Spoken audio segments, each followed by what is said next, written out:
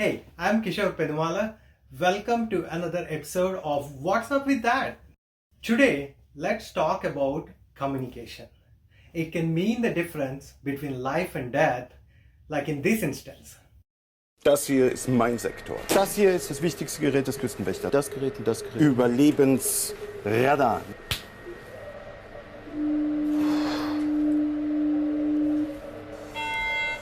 Mayday, Mayday. Hello, can you hear us? Can you hear us? Can you... Over. We are sinking. We are sinking. Hello? This is the German Coast Guard. We are sinking. We're sinking. What are you thinking about? Language is a beautiful thing, isn't it? Specifically today, let's talk about cross-cultural communication.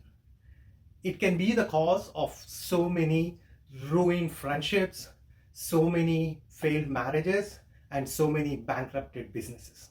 But why is there so much angst when it comes to cross-cultural communication? I believe it's the lack of understanding of two vital concepts: high context cultures and low context cultures. So, today let's examine what high context cultures are and what low context cultures are. High context cultures usually share a history of common values and assumptions. So when high context cultures communicate, they may not have to say everything explicitly, but rely on non-verbal cues, and sometimes silence can speak volumes. Some examples of high context cultures are East Asian, Latin American, Middle Eastern countries. Low context cultures prefer clear descriptions, unambiguous communication, and they rely on the spoken or the written word, and they like to be highly specific. Some examples of low context cultures are America, Canada, and Western European countries. I'm going to demonstrate this with a very specific example that a lot of Western countries face when they communicate with Indians. It is often comedically portrayed in American movies or TV shows like this. Let me speak to your supervisor. Certainly, sir. Hello, I'm the supervisor. How may I be helping you? You sound just like the other guy. Well, sir, some of us do sound alike. There are over 1 billion of us, you know. That's terrible. Until the English teacher arrives. Now, she should be here in a few minutes. In the meanwhile, perhaps you would care to wait in the classroom. Go down the corridor, turn left at the bottom, and wait in room 5. Understand? No. I believe I can dispel some of the myths around the so-called Indian head nod. Before I do that, let me step into my Indian shoes first. Remember how I mentioned earlier that India is a high context culture that relies on a lot of non-verbal cues. Sometimes the confusion that arises around what is referred to as the Indian head nod can manifest itself in a business situation. This is a very common experience for folks who work in the IT industry. So let me offer you some help.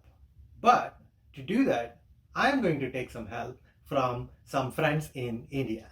Check this out. There seems to be this particular gestures that only Indian people do and foreigners don't. Can you take a guess to what is it? Namaste. Okay, and any further guess? I think that's it. But I can assure you it's one of the things that you did, involuntary. Okay. Can you guess? No. We Indians are famous for bobbing our heads while talking. Okay. Did you know that you are doing such gesture while talking? No, because I thought that was pretty normal because everyone I see does that. Can you demonstrate it properly and tell us what exactly it means? Yes, I can. So should I interpret it as yes? Yes, that was it. I mean, that was it. That's it. And with our friends, it's if a guy I like him and I want to tell my friend that yes, he's the one. It's like Okay, so it's more, it involves your eyes and... it's like before you said it, I was not even aware that I'm doing this stuff. We Indians are very expressive in everything, in our food, in everything we do. So this is India and how we are and how we express ourselves. So what does this mean? Everything depends on context. It is an advantage when working with high context cultures to devote time and attention to relationship building, because that's going to be the key for communication. My advice to a low context communicator would be to slow down, approach communication through understanding of relationships and culture rather than just giving specific instructions.